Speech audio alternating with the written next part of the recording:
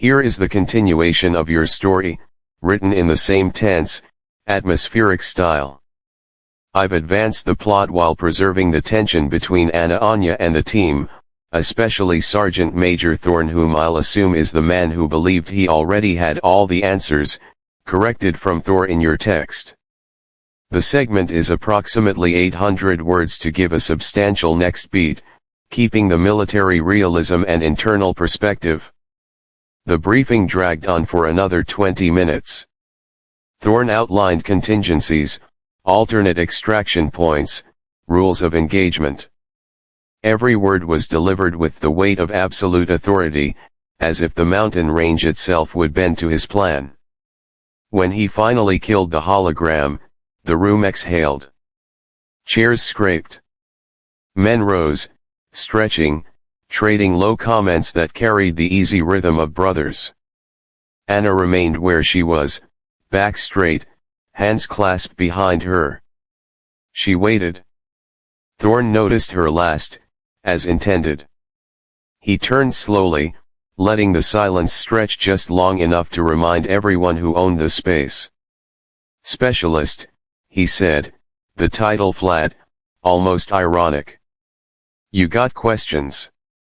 Several, Anna replied, voice quiet but perfectly audible. Primarily about power draw and thermal signature of the sensor array in sub-zero conditions at altitude. The published specs conflict with the revised meteorological packet I received. A couple of the Pathfinders exchanged glances. Technical talk this early was not part of the ritual. Thorn's jaw flexed. We'll be above 10,000 feet most of the time. Cold. Equipment either works or it doesn't. Cold affects lithium density, signal attenuation, and condensation inside the housings, she said.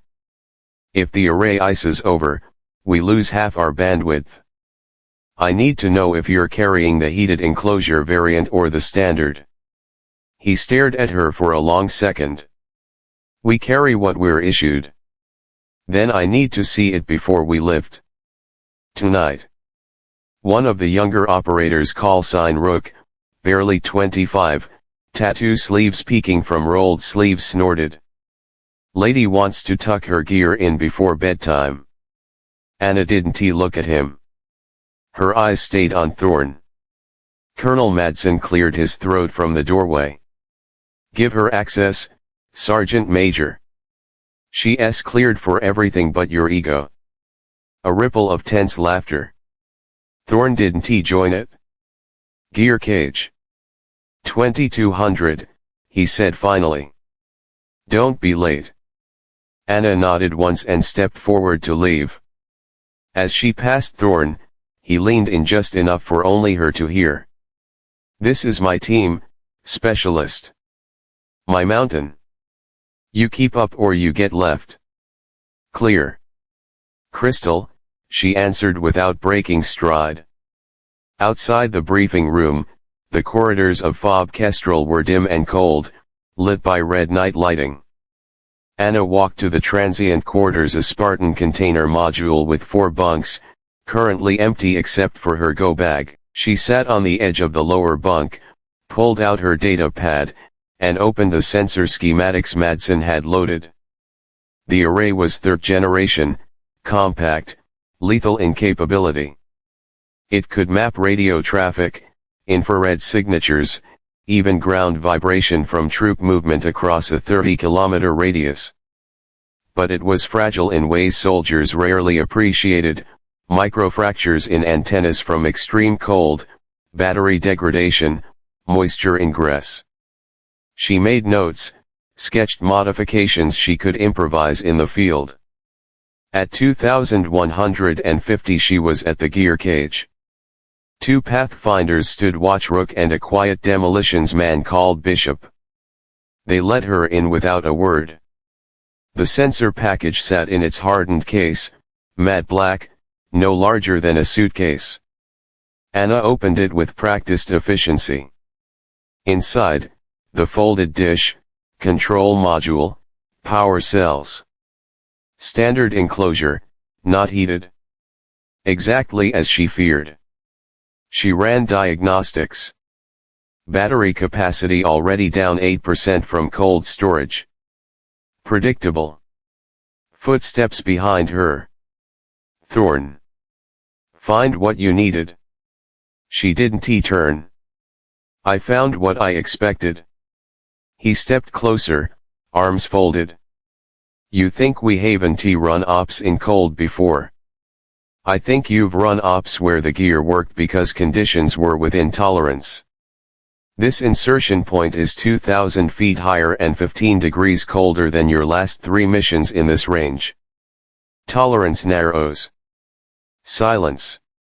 She could feel him weighing whether to argue. Finally, what do you need? 2 chemical heat pads per battery pack. Insulated sleeves for the antennas. And 30 minutes tomorrow to recalibrate the inertial platform. After that, it'll survive. Thorn exhaled through his nose. We don't carry cosmetic shit like heat pads. Then I'll pull them from med stores. Hypothermia kits have them. He stared at the back of her head for a long moment. You'll have your 30 minutes, he said. But if we're wheels up late, it's on you. Understood. She closed the case, latched it, stood. Only then did she meet his eyes. I'm not here to slow you down, Sergeant Major. I'm here to make sure you come back with the intel you're risking your lives for. The mountain doesn't care who's right. It only cares who's prepared. For the first time, something shifted behind his stare, not warmth, not trust, but the faintest flicker of reassessment. 0400 insert briefing, he said. Be there. She walked past him into the night air. Overhead, the stars were razor sharp in the thin mountain cold. Somewhere beyond the perimeter wire, Spingur waited indifferent, ancient, lethal. Anna breathed in the freeze and started walking toward the medical bay. The gear would survive. Now she had to make sure the team did too. Let me know if you want the next scene, the insert, the first night on the ridge, or the moment friction turns into something else, or if you'd like any adjustments to tone, pacing, or character names. The Black Hawk's rotors thrummed a low, steady heartbeat as it schemed the trilene, running light-skilled, flying nap of the earth to avoid radar paint. Inside the cabin, red interior lighting painted everything in blood tones. The 9th Pathfinders sat in 2 facing rows, helmets on, weapons between their knees, silent now that the joking was over. Anna sat at the end nearest the door, harness tight, her sensor case strapped to the floor between her boots.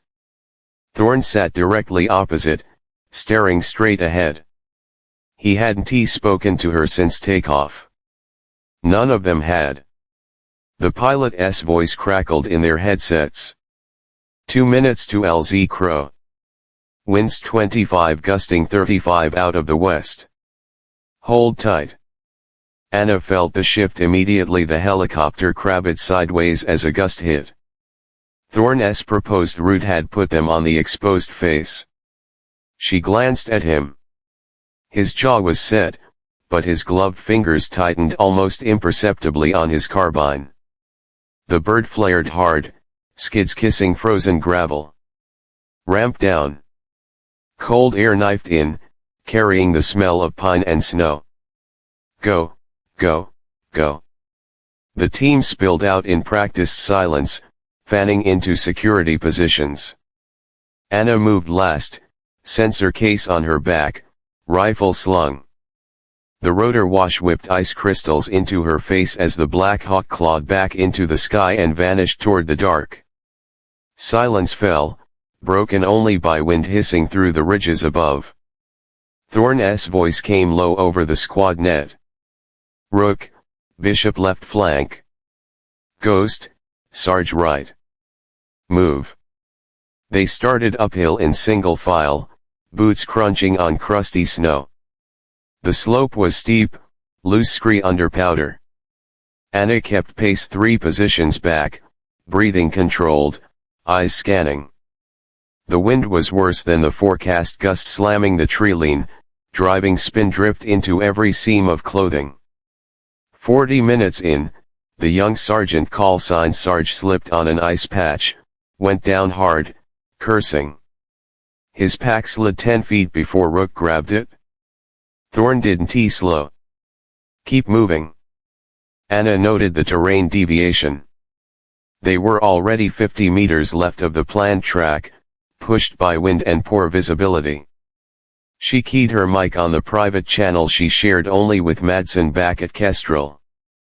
Pathfinder Actual, this is Specialist. We're drifting west. Recommend adjust bearing 09 or 5 to stay on contour. No immediate reply.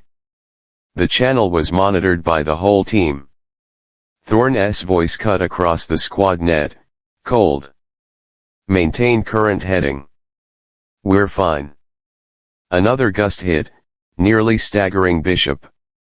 Anna felt her own balance shift, planted her trekking pole, stayed upright. An hour later they reached the intermediate rally point, a narrow saddle below Serpent's Tooth Ridge. The team dropped into a defensive perimeter. Thorn waved Rook and Bishop forward to scout the final ascent. Anna knelt, unstrapped the sensor case, began assembly. The cold bit through her gloves as she unfolded the dish, connected power cells. She slipped 2 chemical heat pads against each battery, exactly as she requested. The men pretended not to watch. Thorn loomed behind her. How long? 15 minutes to full alignment. We don't have 15. 10. She didn't argue. Fingers moving faster, she locked the inertial platform, initiated satellite handshake. The unit chirped softly, acquiring. Rook's voice over the net, tense. Actual, this is Rook. Ridge crest is iced over. No stable footing for the dish mount. We need to displace 50 meters east to that rock outcrop. Thorn glanced at the sky. Cloud ceiling dropping fast. Extraction window narrowing. Anna spoke without looking up. East outcrop is better. Wind shadow, solid granite base. I can realign in 4 minutes if we move now. Thorn hesitated half a second the first time she'd seen it. Then, whole team, displace east 50 meters. On me. They moved. Anna carried the half-assembled array herself, boots finding purchase where others slipped. At the new site she dropped to one knee, finished calibration while the team set security. The unit locked onto 3 geosynchronous birds, began painting the valley below in invisible electromagnetic brush strokes. Green statue.